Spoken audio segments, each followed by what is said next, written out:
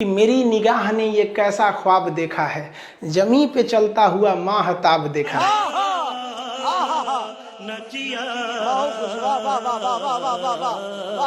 आप ही बताइए ना, कहीं गड्ढा खोद दीजिएगा तो उसमें रोशनी थोड़ी ना जाएगा ज्यादा, गड्ढा में ज्यादा रोशनी नहीं जाता है, थोड़ा ही रोशनी जा पाता है। तो चंद्रमा की सतह जो है ना पूरी तरह से गड्ढा है, इसीलिए हमारा जो चंद्रयान गया था या फिर ज्यादातर जो भी चंद्रमा पे उतारे जाते हैं यान, उस सूर्य ज्यादातर गड्ढे में गिर जाते हैं सब, और वो अपने संपर्क को खो देते हैं सब। तो चंद्रमा की सतह अगर आपसे कोई कह दे तो बराबर नहीं है, वो कैसा है, गड्ढा गढ़ही है, और इन गड्ढों में चंद्रमा पे सूर्य का प्रकाश नहीं जा पाता है, जिस वजह से ये गड्ढे जो होते हैं वो धुंधला दिखता है। तो चांद जो है ना वो धुंधला दिखता है। तो लोग कहते हैं चांद में दाग है, कोई अलग अलग कहानियां सुनाता है, अलग अलग राज्यों में अलग अलग कहानियां प्रचलित है कि चांद पर दाग आया क्यों था।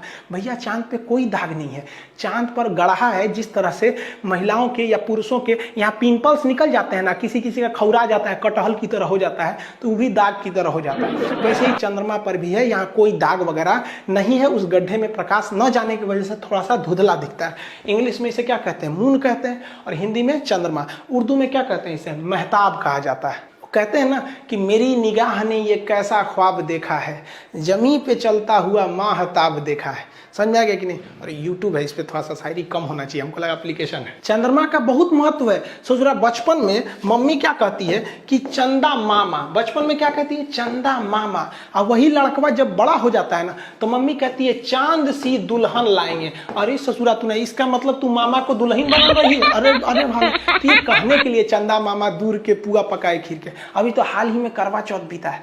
करवा चौथ में पत्नी अपने पति को चलनी में देखती है, फिर चांद को देखती है, और गर्लफ्रेंड अपने बॉयफ्रेंड को चायछन्नी में देखती है, क्योंकि उसका पावर कम है तो फिर सामान भी छोटा होना चाहिए। आप देखिएगा एगो लड़का लड़की शादी करके भाग जाएगा सब, अब उसके बाद से लड़कियां पकड़ाएगी ना तो कोर्ट में आके क्या कर देगी, हमको बहला फुसला के लेके भाग गया। अब आप बताइए किसी लड़की को कोई बहला फुसला के भागेगा कि चलो चलो चलो भाग जाते हैं शादी कर लेते हैं, नहीं ना लेके भाग सकते हैं।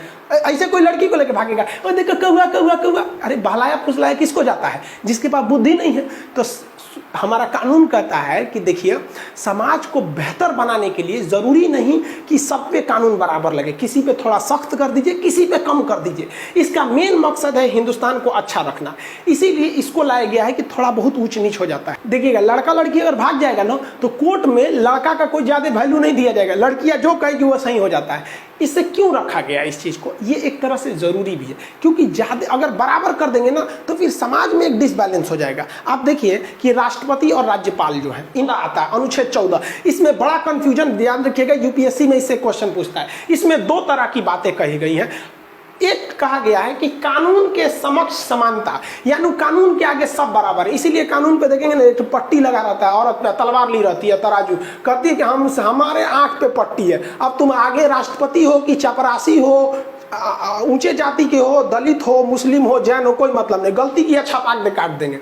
यानी कानून के समक्ष समानता, इक्वेलिटी बिफोर लॉ।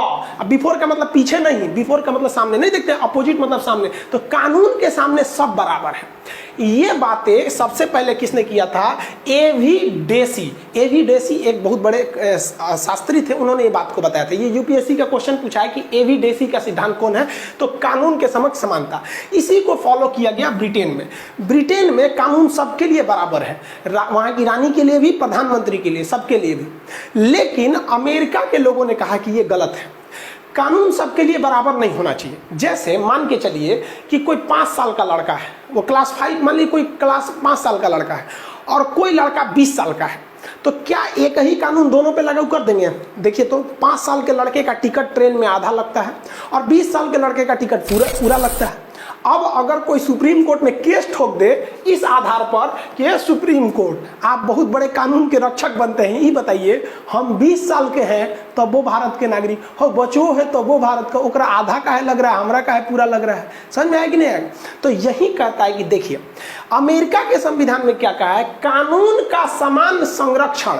यानी अगर आप बड़े हैं या छोटे हैं, अगर कोई गलती कर दिए हैं तो सजा आप दोनों को बराबर मिलेगी, लेकिन कुछ हद तक आपको अलग देखा जाएगा क्लासिफिकेशन के नाम पर। जैसे भारत में महिलाओं को फांसी नहीं लगी अभी तक, कुछ डिफ्रेंसिएशन करना ठीक है। ये क्यों ठीक है? क्योंकि समाज को एक बेहतरीन बना के रखने के लिए। आप देखिएगा, एगो लड़का लड़की शादी करके भाग जाएगा सब, अब उसके बाद से लड़कियां पकड़ाएगी ना तो कोर्ट में आके क्या कर देगी, हमको बहला फुसला के लेके भाग गया। अब आप बताइए, किसी लड़की को कोई बहला फुसला के भागेगा कि चलो चलो चलो भाग जाते हैं शादी कर लेते हैं? नहीं ना लेके भाग सकते हैं। ऐसे कोई लड़की को लेके भागेगा, और देखो कौआ कौआ कौआ, अरे बहलाया फुसलाया किसको जाता है? जिसके पास बुद्धि नहीं है। तो हमारा कानून कहता है कि देखिए, समाज को बेहतर बनाने के लिए जरूरी नहीं कि सब पे कानून बराबर लगे, किसी पे थोड़ा सख्त कर दीजिए, किसी पे कम कर दीजिए। इसका मेन मकसद है हिंदुस्तान को अच्छा रखना, इसीलिए इसको लाया गया है कि थोड़ा बहुत ऊंच नीच हो जाता है। देखिएगा, लड़का लड़की अगर भाग जाएगा ना तो कोर्ट में लड़का का कोई ज्यादा वैल्यू नहीं दिया जाएगा, लड़कियां जो कहेगी वो सही हो जाता है। इससे क्यों रखा गया? इसकी दो सूचना सुनिए। देखिए, ज्योग्राफी का एडमिशन क्लोज कर दिया गया था, लेकिन बहुत सारे लड़के छूट गए थे और क्लास लेते समय एप्लीकेशन पे सब यही कहता है, सब सर एडमिशन थोड़ा ओपन कर लीजिए। तो ये जो दीपावली आ रही है, तो इसके अवसर पर हम ये ज्योग्राफी का एडमिशन ओपन कर रहे हैं। आप उसमें जाके मिनिमम फी में geography, topography, astronomy, geology total चीज कर सकते हैं, पूरा पोर्शन। उसमें से आप एकदम ग्रुप डी से लेके यूपीएससी तक का कंप्लीट आप देख लेंगे। आप ऐसे भी टॉपिक देख के तो समझते ही कितना है, तो आप उसमें जाके ले सकते हैं। अभी भी उसका एडमिशन फी कितना 200 रखा गया है। पहला सूचना ये, और जल्दी लीजिएगा, ये कभी भी बंद हो सकता है, क्योंकि सर्वर पे ज्यादा भीड़ नहीं करना है, वरना धीमा चलने लगता है सर्वर। दूसरी बात कि जो लोग कॉल कर करके ऑफिस टीम को परेशान कर दिए कि खान सर से कहिए हमारा थोड़ा सा स्पॉन्सर कर दे, भाई हमने किसी का स्पॉन्सर नहीं करते, हम खुद के बारे में कभी बोलबे नहीं करते, तो आपका कहाँ से बोलेंगे। दूसरा, ये लोग परेशान करते हैं लोग कि सर आप हमारे पास इतने पैसे ले लीजिए, हमारे यहाँ आके पढ़ाइए। भाई हम कहीं नहीं जा सकते हैं, तो इसलिए आप प्लीज परेशान मत किया कीजिए। इतना परेशान कर देते हैं लोग कि ऑफिस के नंबर को ऑफ करना पड़ता है, और फिर स्टूडेंट्स को प्रॉब्लम हो। हम यहाँ प्रचार नहीं कर सकते किसी का, और दूसरा हम कहीं नहीं जा सकते, हमें कोई ले नहीं जा सकता है। आप कीमत की बात छोड़िए, हिंदुस्तानी है, हमें प्यार से बुलाया जाता है, खरीद तो कोई नहीं सकता है हमें। जिसके रीजन भी है, अगर हमको कोई करोड़ में खरीदेगा तो कल को वो हमारी फीस 200 रुपये तो रखने नहीं देगा, फिर गरीब लड़के मारे जाएंगे। इसलिए आप इसको समझेंगे, एडमिशन जल्दी से लेना होगा जिनको लेंगे, वरना ये फिर बंद हो जाएगा। मिलेंगे नेक्स्ट क्लास में। जय हिंद।